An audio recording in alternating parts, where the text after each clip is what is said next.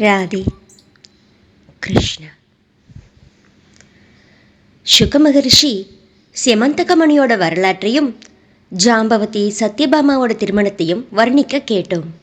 தொடர்ந்து மகரிஷி சொல்றார். பரீட்சித், பாண்டவர்களும் குந்தியும் அரக்கு மாளிகையில் எரிஞ்சு போனாங்கன்னு கேள்விப்பட்ட ஸ்ரீகிருஷ்ணர் உண்மையை அறிஞ்சிருந்தாலும் குல வழக்கத்துக்காக பலராமனோட ஹஸ்தினாபுரம் போனார். பீஷ்மர், கிருப்பர், விதுரர், காந்தாரி, துரோணர் இவங்களோட சேர்ந்து பலராமனும் ஸ்ரீகிருஷ்ணரும் அவங்களோட துயரத்தில் பங்கெடுத்துக்கிட்டாங்க. பரீட்சித், இந்த இடைவெளி தான் தக்க தருணம்னு நினைச்ச அக்ரூரரும் கிருத்தவர்மாவும் சததன்வா கிட்ட போய் இப்படி சொன்னாங்க. நீ இன்னமும் ஏன் சத்ராஜித் கிட்ட இருந்து மணியை பறிக்காம இருக்க? எங்களுக்கு முன்னிலையில தானே ரத்தினம் மாதிரியான தன்னோட பெண்ணை உனக்கு தரதா வாக்கு கொடுத்தான். ஆனா நம்மளை தூக்கி எறிஞ்சிட்டு ஸ்ரீ கிருஷ்ணனுக்கு தந்துட்டான். தன்னோட தம்பிய மாதிரியே சத்ராஜித்தும் ஏன் இருக்கக்கூடாது? இப்படி தூண்டினாங்க. இப்படி தூண்டப்பட்ட மரணம் நெருங்கின பாவியான சததன்வா ரத்தினத்தின் மேல கொண்ட பேராசையால சத்ராஜித் தூங்கிக்கிட்டு இருக்கிறப்ப அவனை கொன்னான். கசாப்புக்காரன் ஆடுகளை வெட்டுற மாதிரி சத்ராஜித் கொல்லப்பட்டான். இதை பார்த்த பெண்கள் கூக்குரலிட்டு அழுதுகிட்டு இருக்கிறப்பவே செமந்தகமணியை பறிச்சிட்டு போனா சததன்வா. தன்னோட தகப்பனார் கொல்லப்பட்டதை பார்த்து சத்யபாமை கதறி அழுது மயங்கி விழுந்தா. இறந்து போன தந்தையை எண்ணெய் தோணியில இட்டுட்டு ஹஸ்தினாபுரம் போனா. முன்னமே இந்த செய்தியை அறிஞ்சிருந்த ஸ்ரீகிருஷ்ணர் கிட்ட தகப்பனார் கொல்லப்பட்டதை வருத்தத்தோடு தெரிவிச்சா. பரீட்சித், இதை கேட்ட பலராமனும் ஸ்ரீகிருஷ்ணனும் அத்தனையும் அறிஞ்சவங்களாய் இருந்தாலும் மனித உலக நடையை ஒட்டி கண்ணீர் மல்க புலம்பினாங்க. பகவான் ஸ்ரீகிருஷ்ணர் மனைவி சத்யபாமாவோடையும் பலராமனோடையும் ஹஸ்தினாபுரத்தில் இருந்த துவாரகை வந்து சததன்வாவை கொன்று அவன்கிட்ட இருந்த மணியை மீட்க முற்பட்டார். ஸ்ரீகிருஷ்ணர் தன்னை கொல்ல வர்றதே அறிந்த சததன்வா கிருத்தவர்மாவை தனக்கு துணை நிற்கணும்னு வேண்டினான். ஆனால் கிருத்தவர்மாவோ சர்வேஸ்வரர்களான பலராமனையும் ஸ்ரீகிருஷ்ணனையும் எதிர்த்து நான் நிற்க மாட்டேன். அவங்களுக்கு துரோகம் பண்ணிட்டு யாரால நலம் பெற முடியும்? கம்சன் அவங்க கிட்ட பகை கொண்டதால அரசை இழந்தான், தம்பிகளை இழந்தான், உயிரையும் இழந்தான். ஜராசந்தன் 17 தடவை போர் புரிஞ்சு ஒவ்வொரு தடவையும் தேர் இழந்து காலால நடந்து தன்னோட ஊருக்கு திரும்பினான். இப்படி சொல்லிட்டான். இப்படி கிருத்தவர்மாவால் புறக்கணிக்கப்பட்ட சததன்வா அக்ரூரரை துணைக்கு அழைச்சான். அவரோ, அவங்க 2 பேரும் சர்வசக்தர்கள். அவங்களோட வலிமை அறிஞ்சவன் எவனும் அவங்களோட பகைமை கொள்ள மாட்டான். அவர் விளையாட்டா உலகத்தை படைச்சு காத்து அழிக்கிறார். அவர் என்ன செய்ய விரும்புகிறாருங்கிறதை அவரோட மாயையால மயங்கின பிரம்மா முதலான தேவர்களுமே அறிய மாட்டாங்க. 7 வயது பாலகனாய் இருந்தப்பவே கோவர்தன மலையை ஒரு கையால பிடுங்கி எடுத்து ஒரு குழந்தை நாய்க்குடியை தூக்கி பிடிக்கிற மாதிரி விளையாட்டா 7 நாள் தூக்கி பிடிச்சார். இப்படி அற்புதமா செயல்படுற பகவான் ஸ்ரீ கிருஷ்ணருக்கு நமஸ்காரம். அவர் உலகத்தோட காரணபூத்தர், ஆதியந்தம் மற்றவர், எல்லாருக்கும் முன்னாடி இருந்தவர், இருக்கிறவரும் கூட. அவர்தான் ஆத்மா. அவருக்கு நமஸ்காரம். இப்படி சொல்லிட்டார்.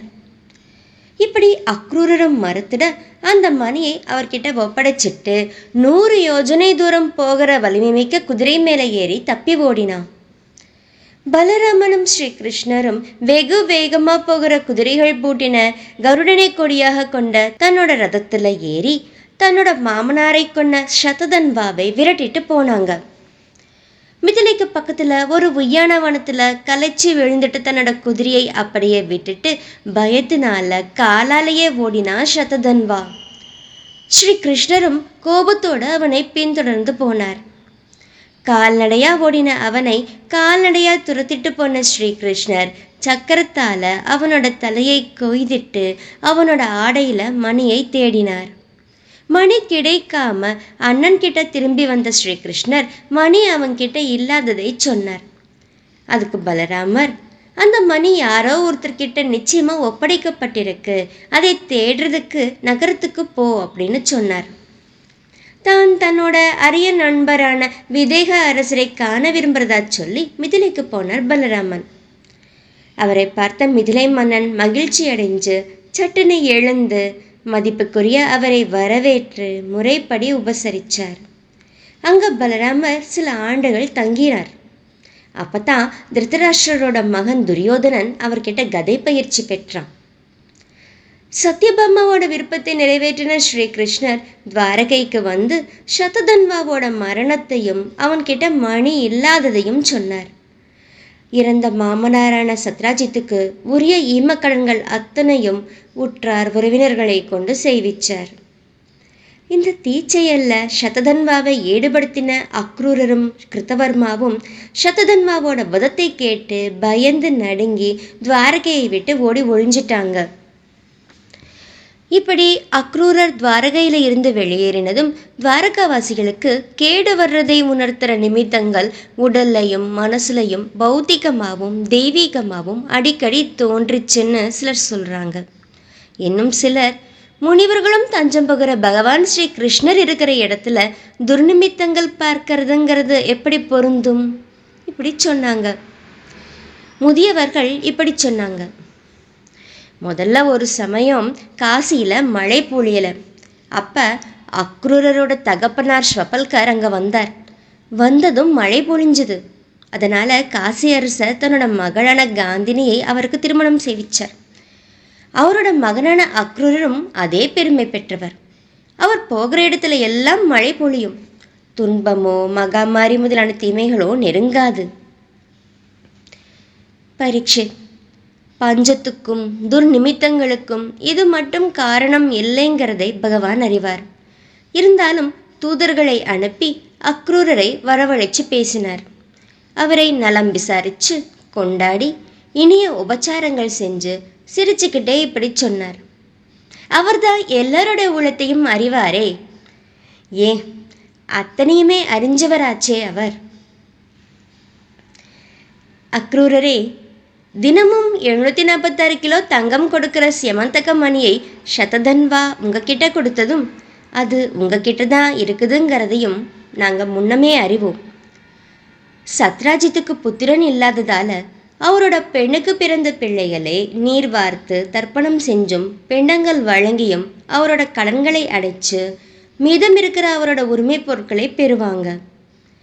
இருந்தாலும் அவரோட உரிமை பொருளில் ஒன்றான சியமந்தக மணி விரதங்கள் பல செஞ்ச உங்ககிட்டயே இருக்கட்டும். மற்றவங்களால் அந்த சக்தியை தாங்க முடியாது.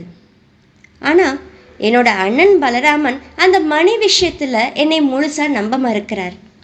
அதனால் பெரும் புண்ணியம் பண்ணின அக்ரூரரே, உறவினர்கள் முன்னிலையில் அந்த மணியை காட்டுங்க. உறவினர்களுக்கு இடையில சந்தேகத்தை போக்கி அமைதியை நிலவ விடுங்க. உங்கள் வேள்விக்கான மேடைகள் தங்கத்தால் அமைக்கப்பட்டு வேள்விகள் தடையில்லாமல் இன்றைக்கும் நடக்குது இல்லையா?